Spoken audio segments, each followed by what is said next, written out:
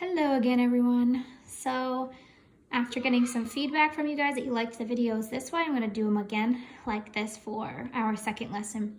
So we're going to start lesson 11.4, which is writing inequalities. So this is going to be Go Math, okay?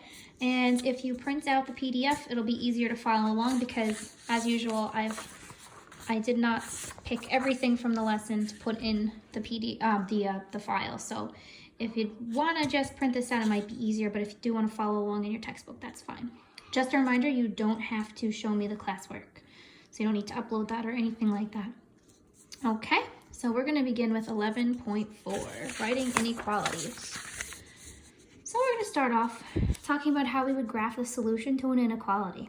Solution to an inequality contains a variable and a number. So since an inequality is telling us that the variable is either greater than or less than a number, there's actually an infinite number of possibilities. So, for example, y is less than or equal to -3 means that any value that's less than or equal to -3 is a solution to this inequality. So inequalities are different than equations in that sense. So today we're going to talk about how to graph them to start out. So before I begin, I'm going to give you a few quick helpful hints.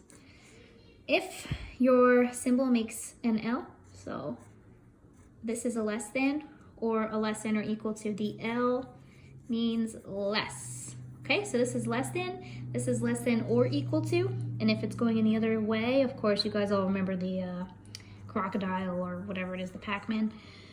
This is greater than, this is greater than or equal to, okay? So if you remember the L, you'll probably be good to go. Now, when we graph inequalities, less than is going to go to the left. Less than, left. Okay? Greater than goes to the right. You can follow the direction of your symbols. Okay?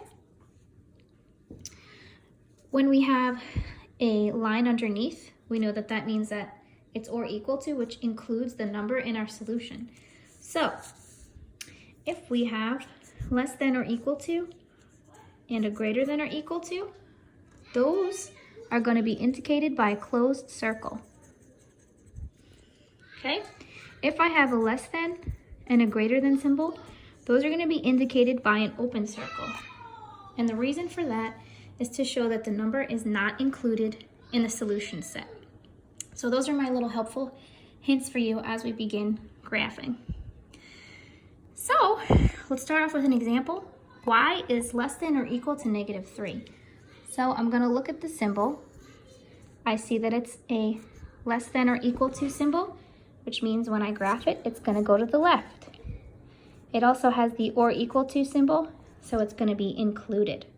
So it's going to be a closed circle. So here's what I do. I find the number that I'm graphing. In this case, it's -3. I'm going to draw a circle on -3. Since it's included, my circle is going to be closed. Now I'm going to follow the direction of the arrow. Since it's less than, it's going to the left. I'm going to draw a little arrow pointing to the left. And that's how you do it.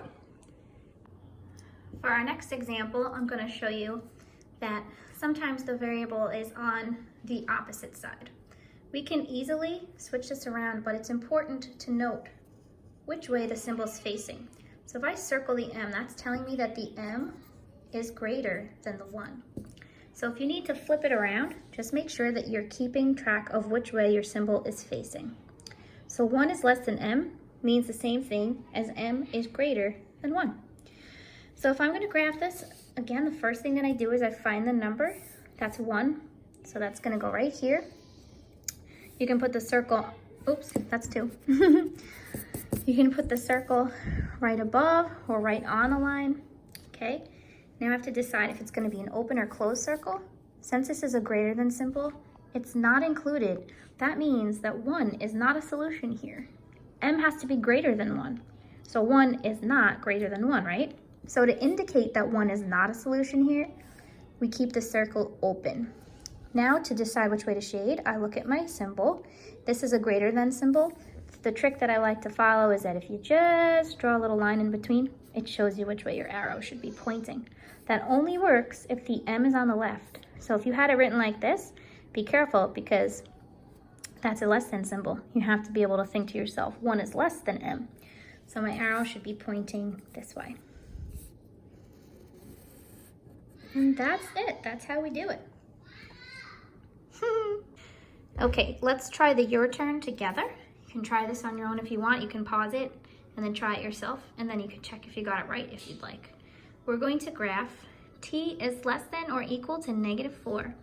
So first thing I do is I find my -4 on the graph.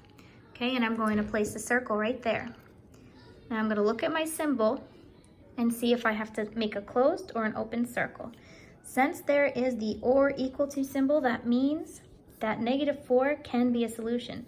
If t is less than or equal to -4, it can be equal to -4, so that means it's included. So I shade that circle in. Now I just have to decide which direction my arrow needs to go. 2 ways to think of it. You have your L, which means less than or left, so I can draw my arrow to the left, or you can use my little trick. As long as the variable is on the left, I can just draw a line, and that shows me which direction to draw my arrow, excuse me. So here we go. And that's it, we're done. Okay, so now that we've seen how to graph an inequality, now we're gonna say how we can write an inequality to represent something and then graph it. So this goes back to when you learned about expressions and equations. Write an inequality that represents the phrase, the sum of, remember when you see that, you gotta separate them and put them together.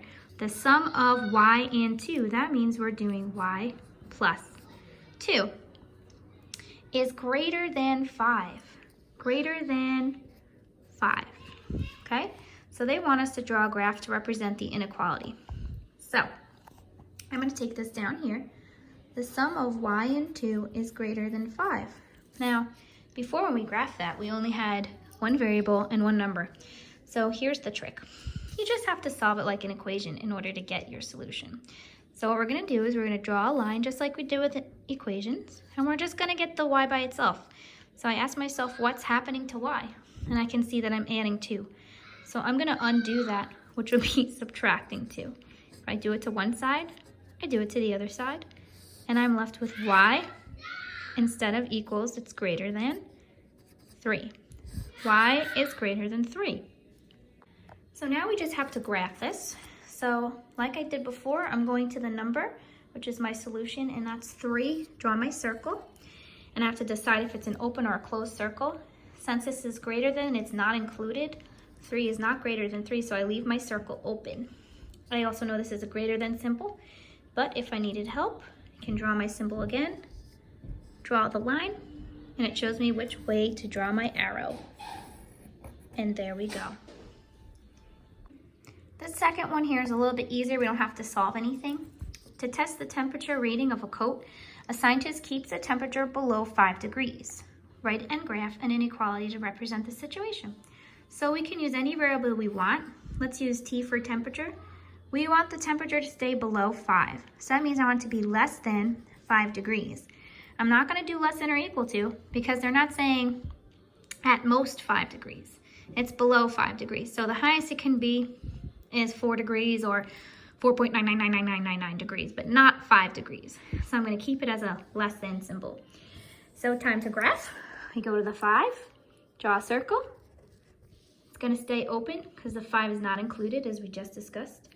This is a less than symbol, so it's to the left, but I can also draw the line like this and see which way my arrow is going to go. Remember, that only works, my trick, if the variable is on the left. Sorry, my lines are really off today because it's kind of hard to hold this and then draw at the same time and make sure that I'm doing this all in the same picture. So that's T is less than 5. For the your turn, what I'd like for you guys to do is I'd like you to pause this and I want you to try them 4, 5, and 6 on your own. And then when you're done, you can replay, not replay, but you can unpause and then you can check your answers. Okay, so here are the answers. The phrase, the sum of 1 and y, that's 1 plus y, greater than or equal to 3, that's this symbol. When you check to see if y is a solution, you just plug in 1. You see that 2 is supposed to be greater than or equal to 3, which is not true. So y equals 1 is not a solution. Just to throw it out there, if you did solve for y here and you got y is greater than or equal to 2, you would still see that 1 is not greater than or equal to 2. So either way, it's fine. Number 5, t at most means less than or equal to. So t is less than or equal to 6, close circle, arrow goes to the left. The package must weigh more than 2, that's greater than 2. So an open circle at 2, arrow to the right. Okay guys, so that's that. You can take a look at the daily agenda for what else you're supposed to work on and the homework. As always, you can write comments on Google Classroom if you have any questions. Have fun!